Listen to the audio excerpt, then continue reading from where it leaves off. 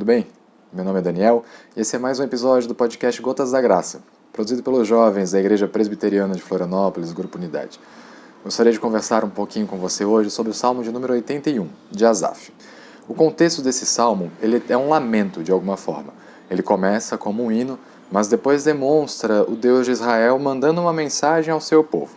Ele tem uma frase no quinto verso, que eu gostaria de citar aqui, que ela marcou bastante a minha leitura desse salmo e o devocional que fiz nele, quando eu estudei. Diz o seguinte, no versículo 5, ouço uma linguagem que eu não conhecera.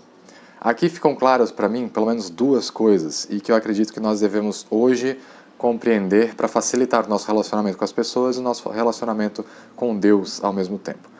Em cima desse versículo, dessa frase, existem duas linhas doutrinárias que acreditam interpretar esse texto de determinadas formas. Como assim?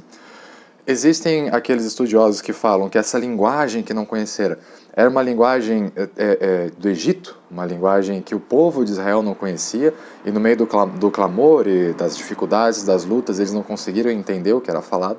E existe também, em paralelo, outra linha que estuda isso, e diz que essa linguagem, na realidade, é Deus falando ao seu povo.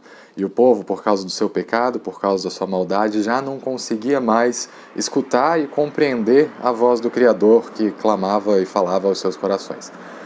Com base nesses dois caminhos, com base nessas duas vertentes, é que eu gostaria de meditar hoje com você. A importância da linguagem na comunicação.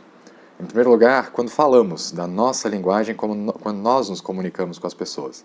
Quando nós deixamos, ou pelo menos tentamos deixar claro às pessoas aquilo que pensamos, sentimos, achamos, aquilo que nós queremos realmente falar. É de nossa responsabilidade, e isso especialmente no que tange ao Evangelho, a pregação do Evangelho. Nós precisamos deixar isso claro àquele que escuta qual é o real sentido do Evangelho, qual é o real sentido da mensagem da cruz. E em segundo ponto, então, é a linguagem de Deus para nós, que nós precisamos conhecer.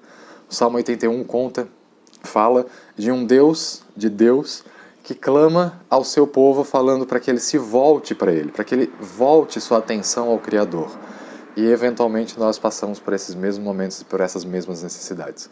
Nós ficamos presos e atarefados na nossa rotina, naquilo que fazemos, naquilo que erramos muitas das vezes, e o Senhor continuamente, através do seu Espírito, tenta nos lembrar de que nós precisamos voltar para Ele.